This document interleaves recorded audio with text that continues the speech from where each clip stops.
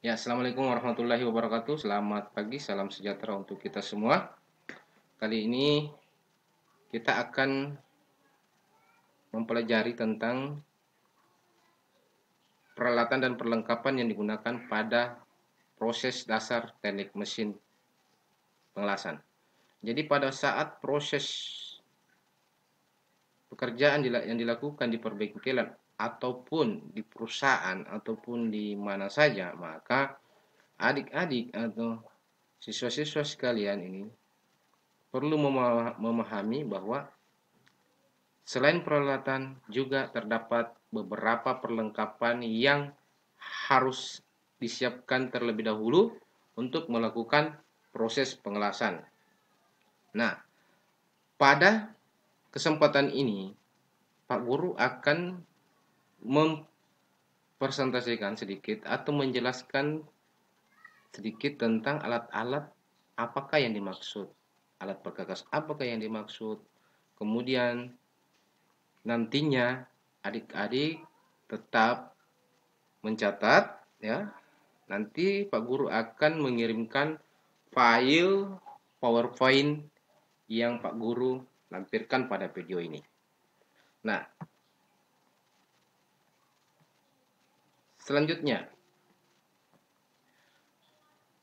beberapa peralatan atau perkakas tangan yang sering digunakan pada proses pekerjaan logam atau mengelas seperti mistar baja.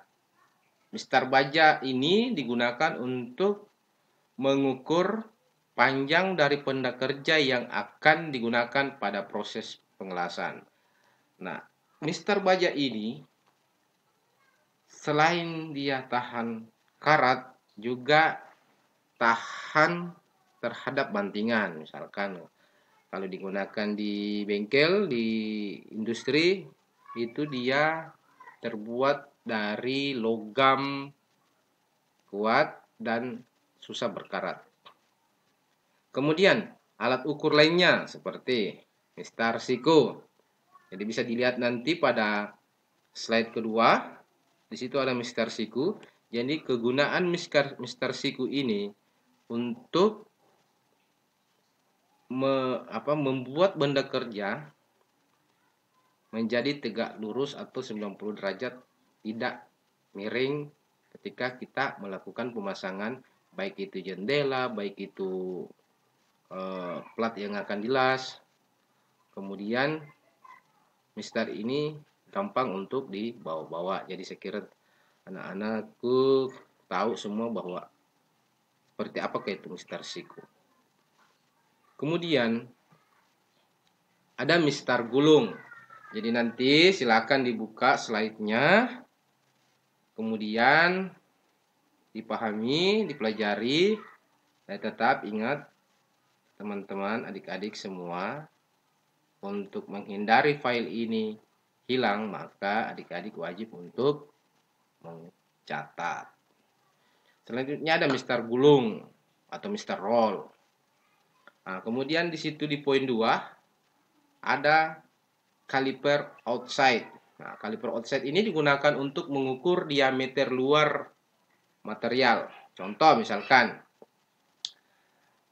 anak-anakku mengerjakan benda kerja yang berbentuk pipa.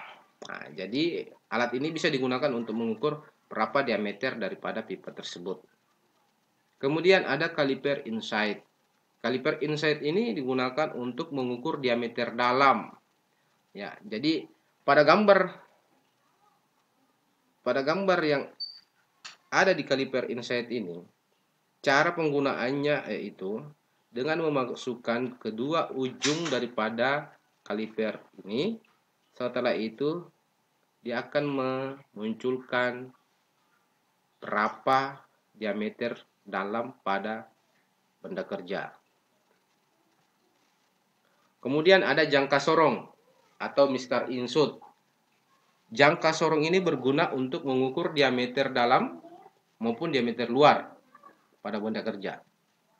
Nah, alat ukur ini sering sekali digunakan, baik itu di perbengkelan maupun di permesinan, mau itu mesin bubut, mesin prais, mesin scrap, ini selalu digunakan.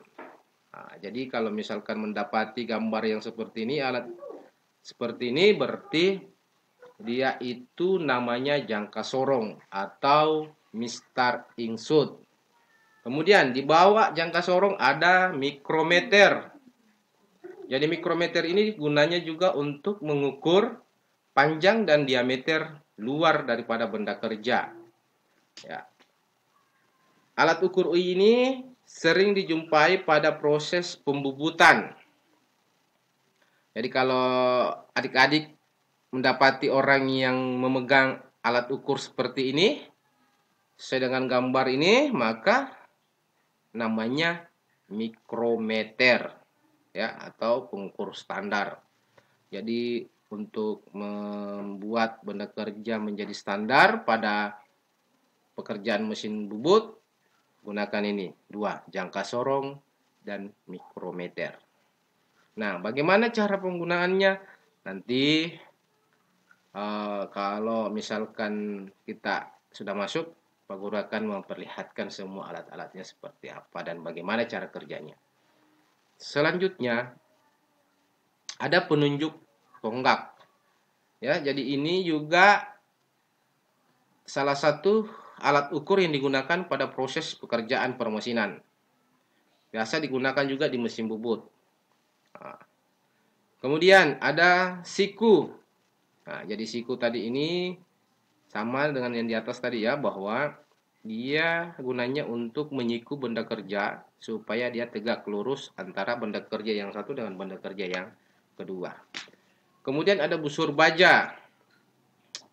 Busur baja ini digunakan untuk mengukur sudut kemiringan daripada benda kerja. Nah, kemudian di bawahnya ada busur bevel dan pengukuran jarak celah. Nah, ini jarak celah ini biasanya digunakan pada proses pembuatan ulir baut atau juga biasa digunakan untuk mengukur apalagi namanya celah yang terdapat pada benda kerja. Misalkan Anda membuat alur yang susah dimasuki oleh alat ukur lainnya, maka pengukur jarak ini, pengukur celah inilah berfungsi karena dia kecil ya. Kemudian pengukur sudut. Nah, ada pengukur sudut bentuknya seperti ini ya. Jadi pengukur sudutnya untuk mengukur sudut yang bagian dalam susah untuk dijangkau oleh mistar insut dan mikrometer, maka gunakan pengukur sudut. Pengukur jari-jari juga ada ya. Pengukur lubang juga ada. Jadi semua alat ukur ada di sini. Jadi pengukur kerataan tipe segi 4 juga ada ya. Jadi ini bentuknya seperti ini. Dia berbentuk segi 4. Kemudian ada meja permukaan. Meja permukaan ini gunanya untuk meja atau landasan untuk memeriksa kerataan daripada benda kerja. Jadi kalau misalkan ada yang mau diratakan, dilihat ratanya, maka gunakan landasan ini. Jadi landasan ini terbuat dari besi karbon yang kuat ya, baja yang kuat juga, karena biasanya digunakan untuk meja kerja. Kemudian ada meja penyetelan permukaan plat. Nah, ini terbuat dari besi tuang. Bidangnya penandaannya alat ini kebanyakan terbentuk dari segi 4 ya. Jadi kalau misalkan besok-besok dapat, berarti dia masuk pada kategori meja permukaan. Nah, ini ada juga blok paralel. Alas untuk menempatkan benda kerja secara horizontal. Horizontal bagaimana? Horizontalnya itu seperti contoh, misalkan kalian mendudukkan benda kerja, maka blok paralel ini bisa digunakan. Nah, kemudian ada blok V. Blok V ini berfungsi untuk meletakkan benda kerja secara horizontal ya, yang berbentuk V atau susah untuk didudukan pada meja kerja. Jadi dia itu tetap akan membuat benda kerja itu menjadi 90 derajat ya. Terutama yang digunakan itu posisi dua blok berpasangan. Ya, itu kotak V. Ya. Kotak V ini berbentuk segi empat. Benda kerja dalam berbagai bentuk ini dipasang dengan klem. Jadi ada klemnya, ada penjepitnya. Jadi untuk menjaga supaya benda kerja ini tidak jatuh, dia harus dipasangi klem atau penjepit. Nah, kemudian ada plat siku. Nah, plat siku ini digunakan untuk proses pengelasan dilakukan, atau ada juga yang digunakan untuk sebagai pengalas, ya. Nah, kemudian ada alat penggores. Alat penggores ini digunakan untuk menandai benda kerja yang akan digunakan. Ada penyangga mistar. Ya, penyangga mistar ini gunanya supaya dia bisa lurus. Kemudian ada jangka. Ada juga jangka ulir, ada jangka biasa. Nah, kemudian kita masuk ke perkakas tangan. Perkakas tangan ini banyak, ya. Ada pena, penanda, ada penitik. Ya, jadi semua yang berbentuk penanda, berbentuk penitik itu digunakan untuk peralatan perkakas tangan sebagai alat untuk menandai benda kerja. Kemudian ada palu singel, ya. Jadi palu singel itu seperti ini. Jadi nanti kalau misalkan di lab ada palunya, ada pahatnya, ada ragumnya. Jadi ragum ini gunanya untuk menjepit benda kerja atau memegang benda kerja pada saat kita mau melakukan pengikiran, pemotongan, ataukah apalagi namanya, memperbaiki benda kerja atau melihat kerataannya juga bisa digunakan pada ragum tersebut.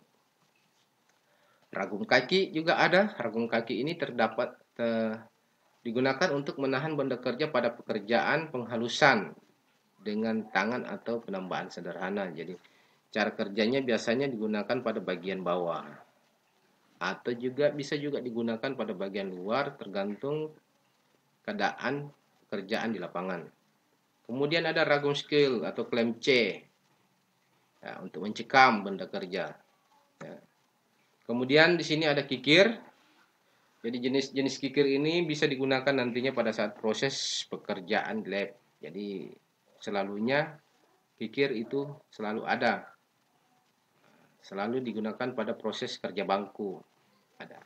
Nah, nanti kalau misalkan masuk sekolah, kita bisa praktekkan bagaimana cara mengikir, bagaimana cara menghasilkan benda kerja yang halus dengan menggunakan kikir, atau bagaimana cara menghasilkan benda kerja supaya dia bulat, bundar, ya. Itu. Kemudian ada sikat kawat. Sikat kawat ini digunakan untuk membersihkan terak yang terdapat pada benda kerja yang selesai dilas. Kemudian di situ ada tap tangan. Jadi tap tangan ini gunanya untuk membuat ulir pada mur. Nah, jadi kalau misalkan besok-besok adik-adik mendapati orang yang menggunakan alat ini, maka dia itu dalam proses pembuatan ulir bagian dalam. Nah, ini ada pegangan tap. Selanjutnya ada tap luar. Nah, tap luar ini digunakan untuk membuat ulir bagian luar. Ada juga jenis gergaji, landasan, ada tang, ada palu,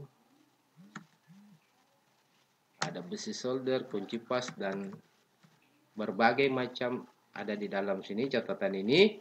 Jadi saya harap setelah presentasi ini adik-adik semua bisa mencatat, dan minggu depan Pak Guru akan mengumpulkan semua catatan yang sudah dicatat, baik itu 1 atau 2 halaman, tetap dikirim untuk tanda bukti kehadiran adik-adik. Saya kira cukup. Wabillahi taufiq wal hidayah. Wassalamualaikum warahmatullahi wabarakatuh. Selamat pagi.